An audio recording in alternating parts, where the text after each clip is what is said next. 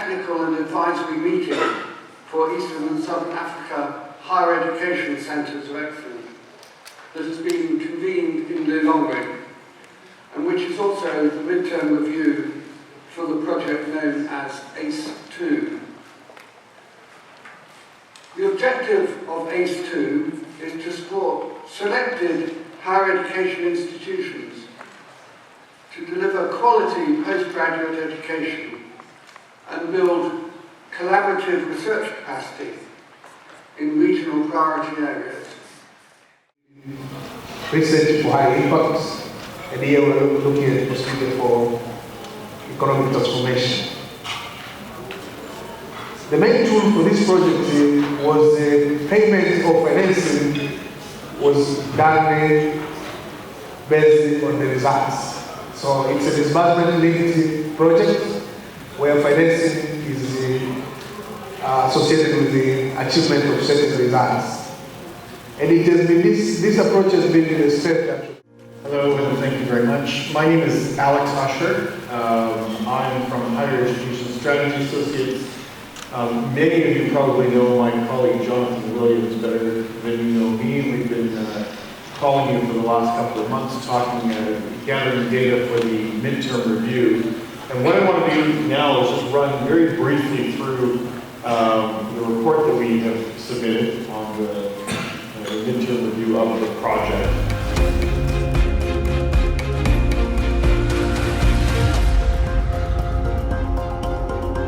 Distinguished guests, ladies and gentlemen, the Eastern and Southern Africa region is fast becoming a great area of cooperation with governments committing to improving their educational standards to match those regional blocks that have advanced the delivery of higher education.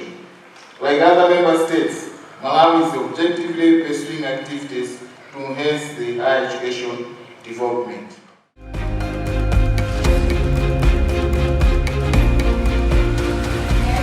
But I think our problem remains. What we're offering is sort of this middle path, right? Not international accreditation, and we're working in a context where a lot of our institutions and centers in our sister project in ACE1 are actually well on their way to international accreditation, and they have received international accreditation, right? And there was a lot of this noise initially as well of whether it makes sense, whether it's worth it.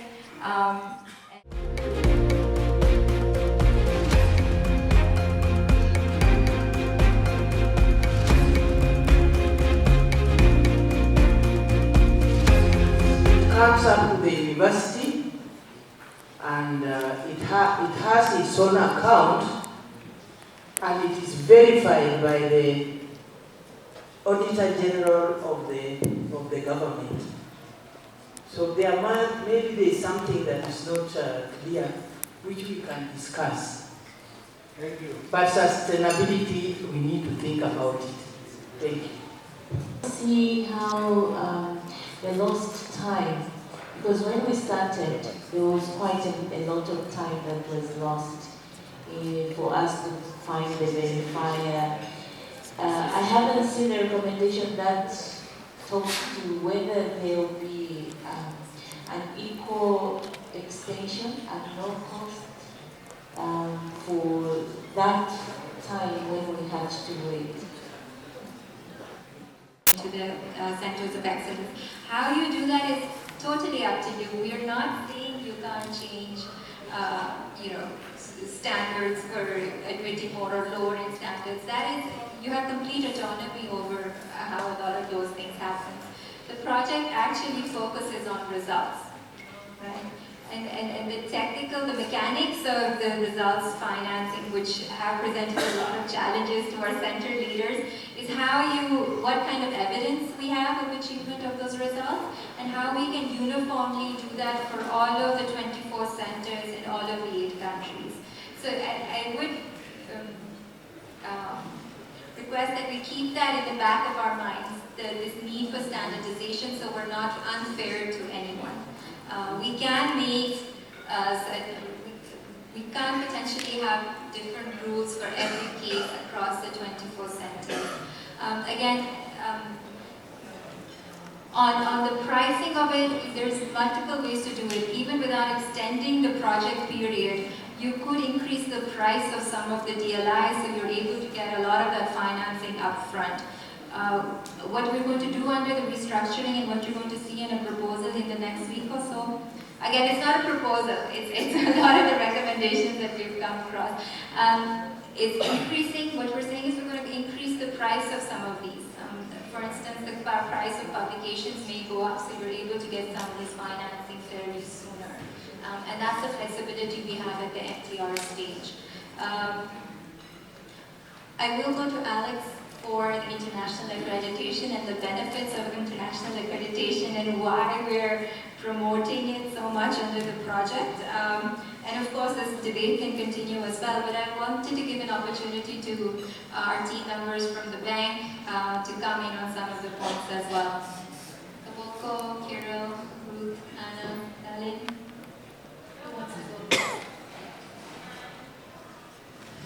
Thank you. My name is Bobel. I'm from Malawi University, Ethiopia. I just want to raise one issue as a question. It's about short course versus exchange. And also, who is responsible? I mean, who gets the DLR? The one who sends the candidate or the one who receives?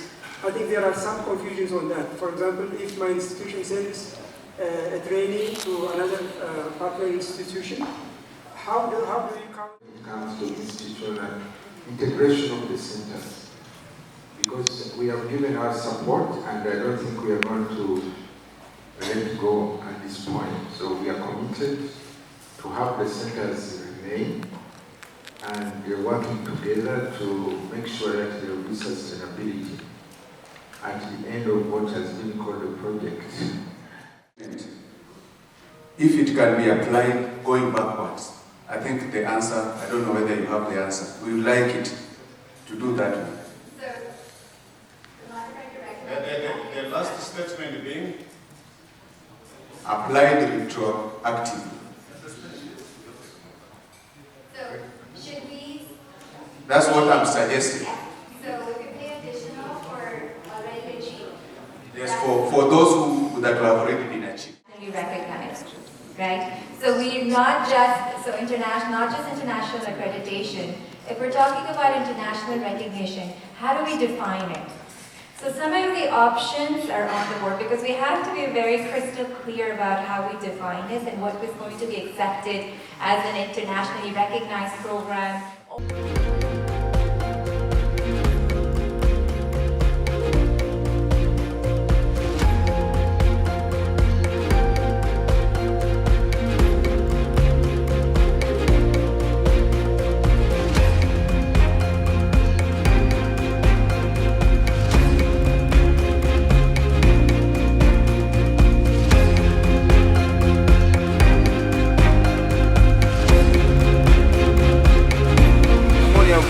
Biofilter there to the lesser toxic form of ammonia, which is nitrates.